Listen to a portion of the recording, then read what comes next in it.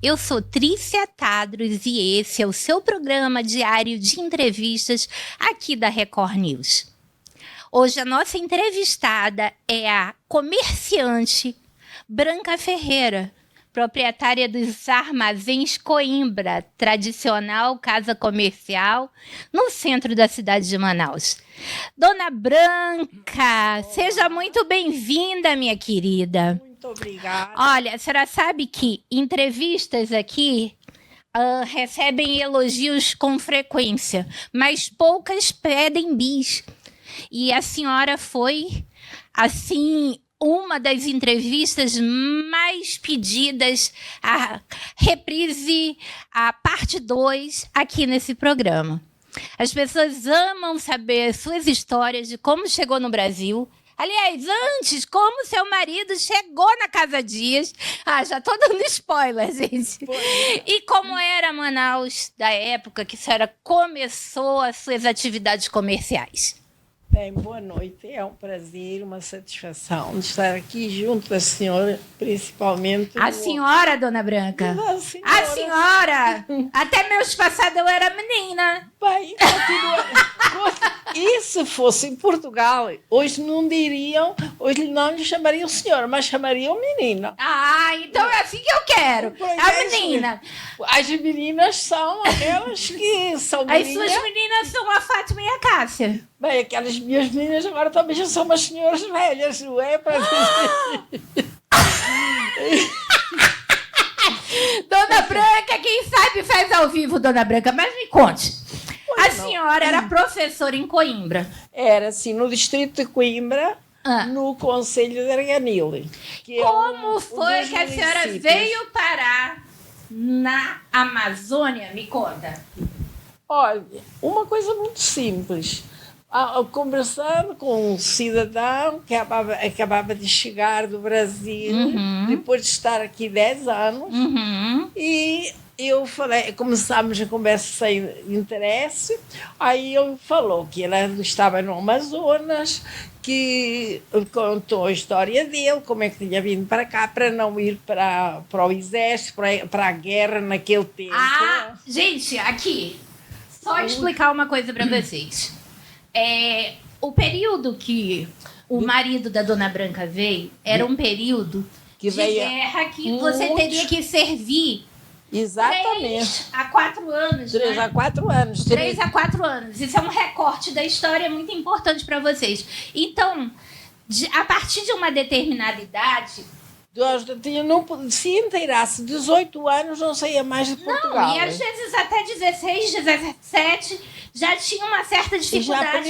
Principalmente na Espanha, por isso muita gente vinha a partir de navios ingleses, vinha a partir de Gibraltar, porque senão tinha que passar 3 a 4 anos. E não podia sair do país. Então, é nessa época da história da Amazonas, ou da história de Manaus, que vem uma quantidade enorme de rapazes que estariam fazendo os 18 anos no ano seguinte, e então eles vieram para Manaus. Muitos deles foram e são... E com certeza desses... Eu estou aqui também, porque... Exatamente, é muito provável. Da Espanha também veio a mesma coisa. Vivendo um período de guerra civil, Isso era ao fim da Terceira Guerra Mundial e as pessoas tinham que ir. Havia muita gente nos campos de concentração e morria muita gente. E então os pais, quando os filhos estavam na idade dos 18 anos, deixavam tudo e faziam com que o filho viesse. Só que tinham que vir por carta de chamada.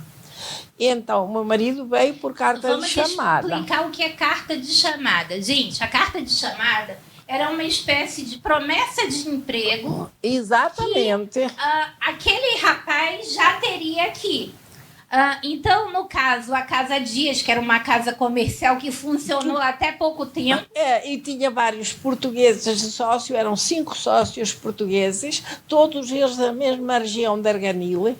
E então eles trouxeram mais outras pessoas de família. Da parte do meu marido vieram 3. E, gente, para quem não conheceu a Casa Dias ficava na Luiz Antoni, vendia absolutamente tudo que você procurasse.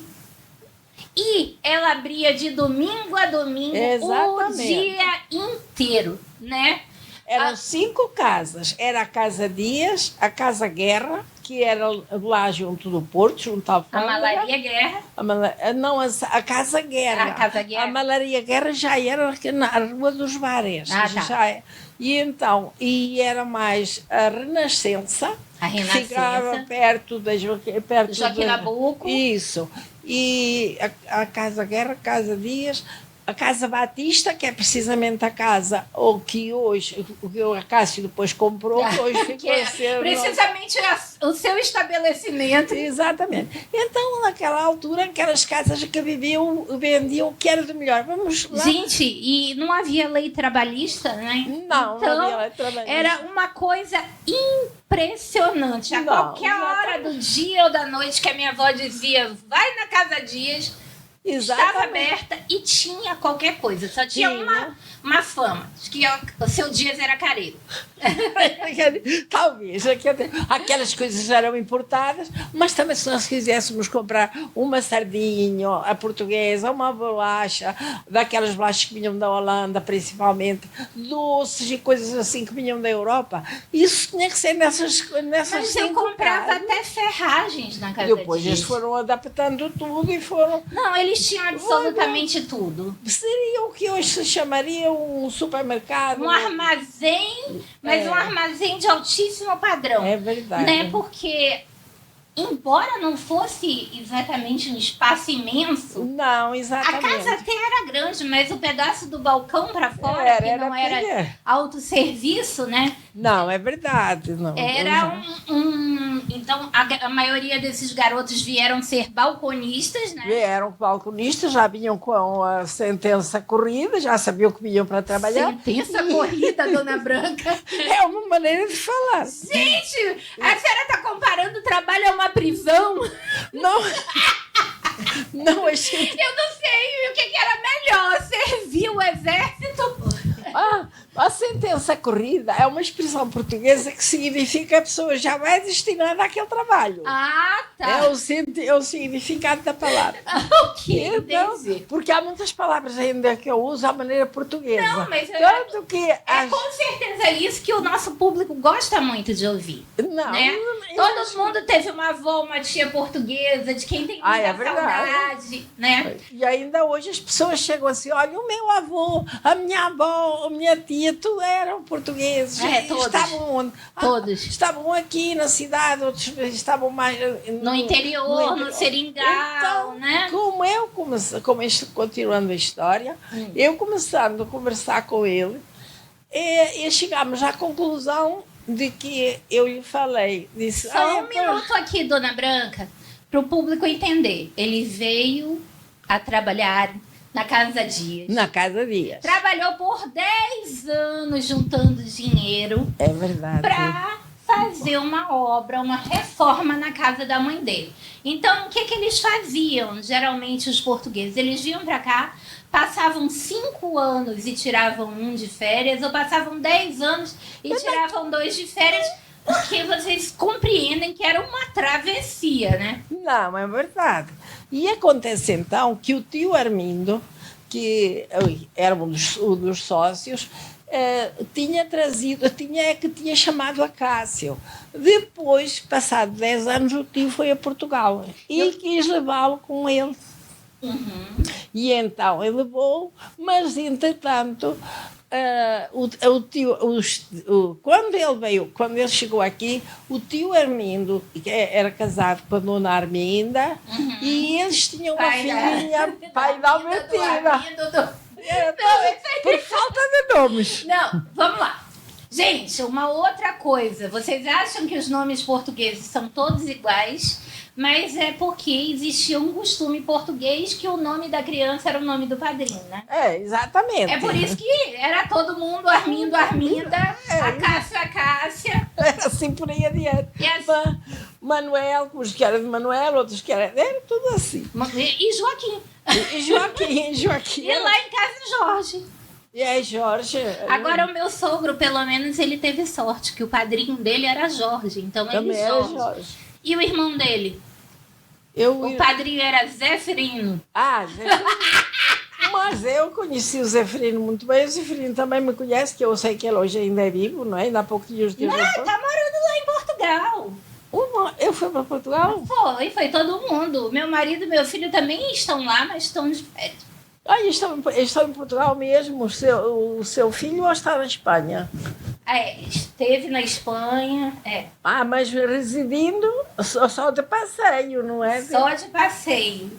Pronto, porque se é bonito. Mas o Zeferino, ele está morando. Meu Deus do céu, onde está o Zeferino? Angésia. Angésia, eu sei. Perto da Aveiro. Hã? Perto da Aveiro. Exatamente. Está em Angésia, está morando lá, na terra que era do pai, da mãe, né? Pois.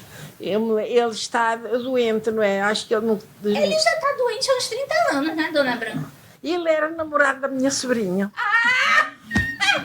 Qual sobrinha, Dona Branca? A Fátima, mas foi do Ramazotti. Peraí. Gente, eu vou pedir um minutinho de comercial aqui, que revelações estão acontecendo. A gente volta já. Mas você não vai passar isso para lá.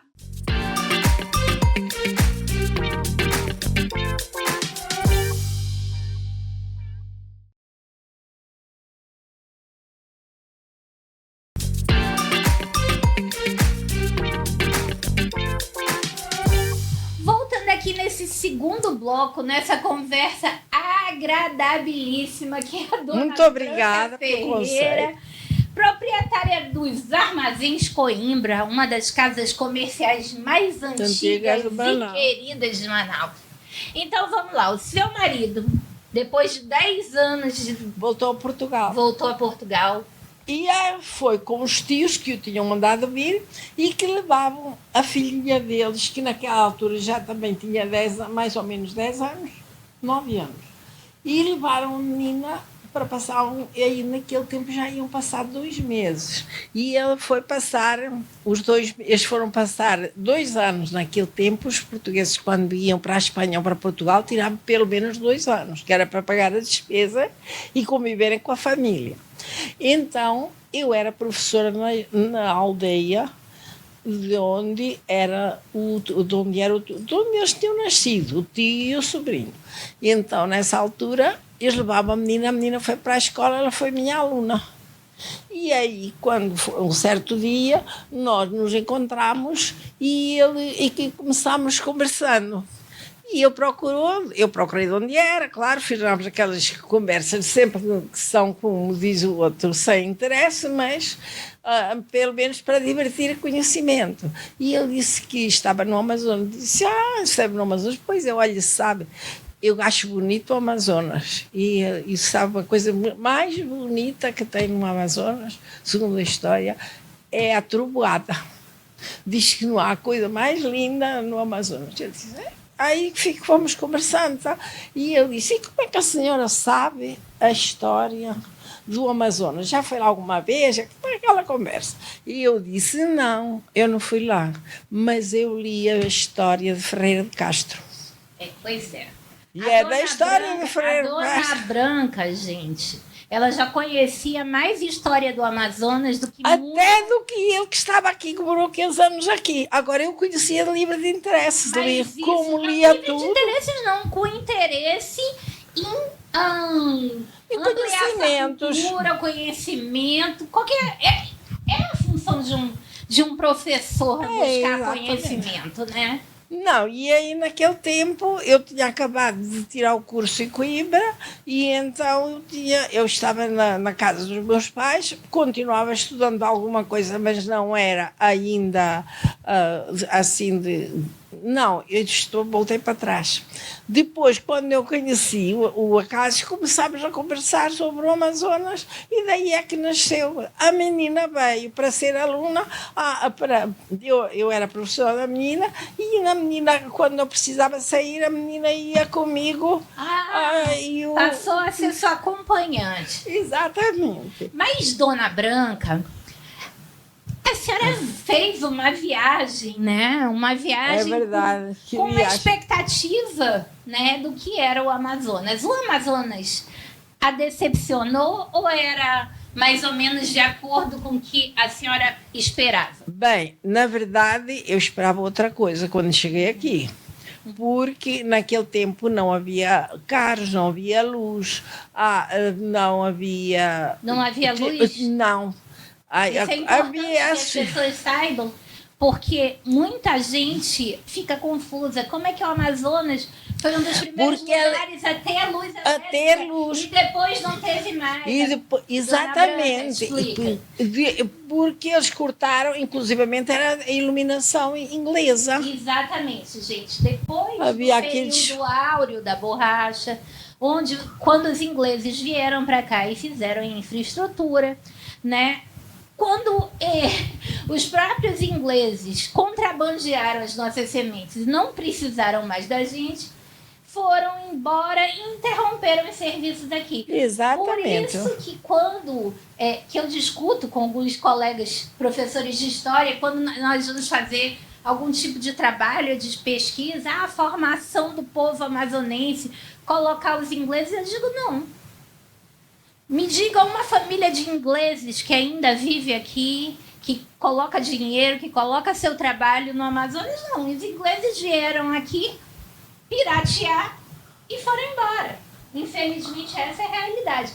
O nosso povo mesmo, quem trabalhou, quem construiu o Amazonas, foram os povos originários, exato, os portugueses, os espanhóis, alguns italianos, uma época, os orientais, os árabes e os nordestinos que vieram, que já muito mais recente, soldados da borracha.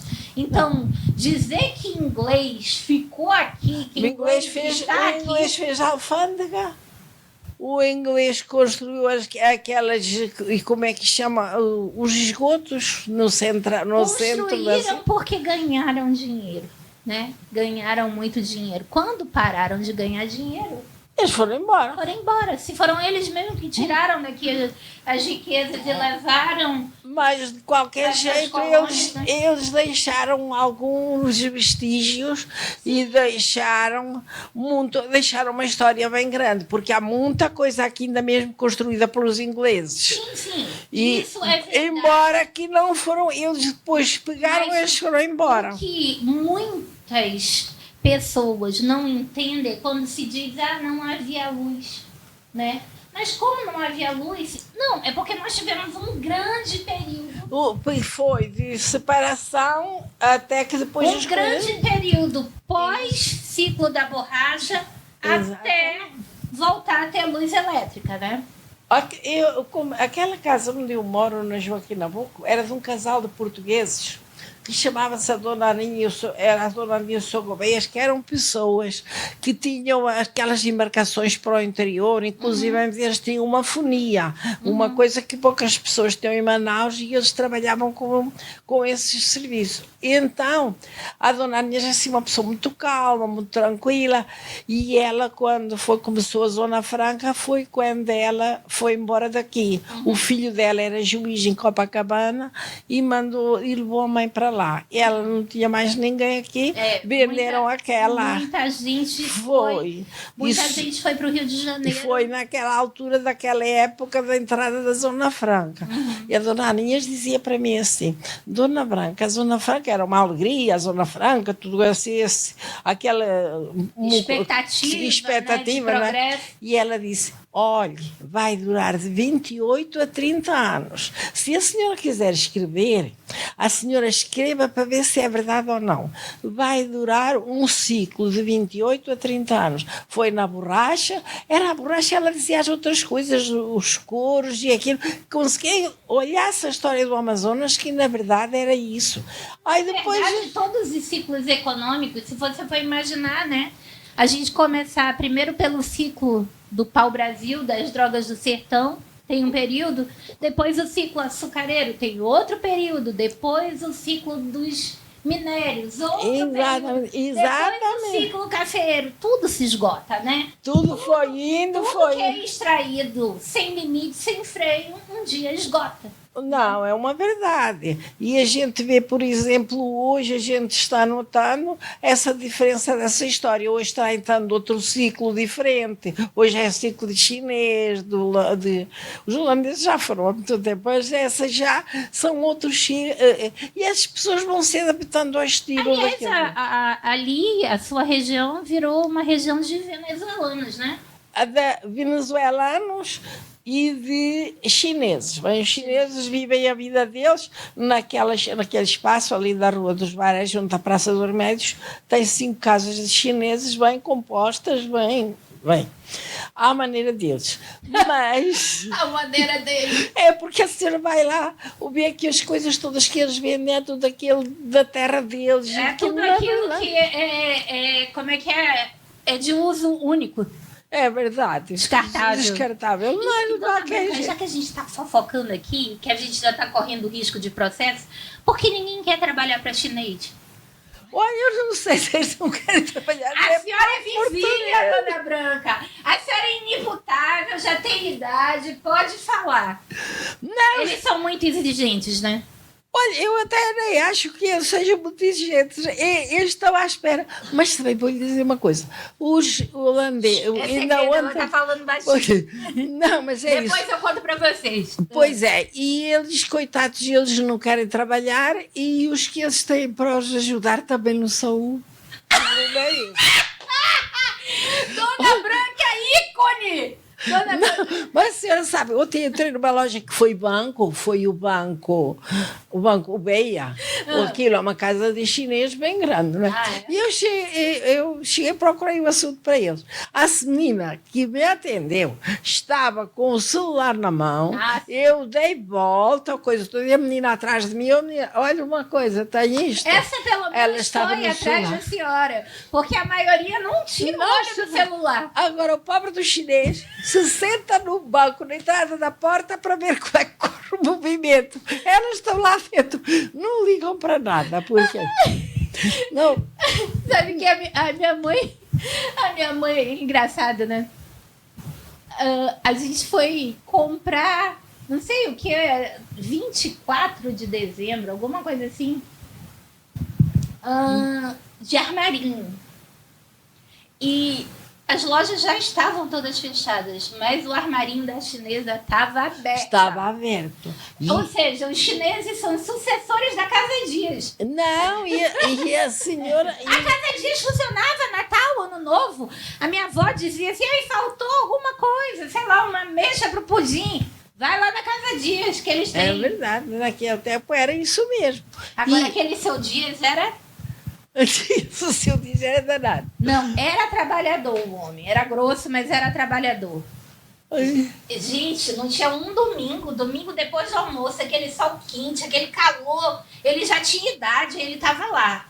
É, exatamente. Mas distribuindo cantada, distribuindo bronca, mas estava lá trabalhando. Mas é verdade. As leis trabalhistas foram modificando muito e foi-se acabando muita coisa. E cada vez que mais uma lei trabalhista... Por exemplo, não fizeram uma lei trabalhista o ano passado que dizia que não era para abrirem no ao sábado ou domingo e os supermercados não iam atender mais.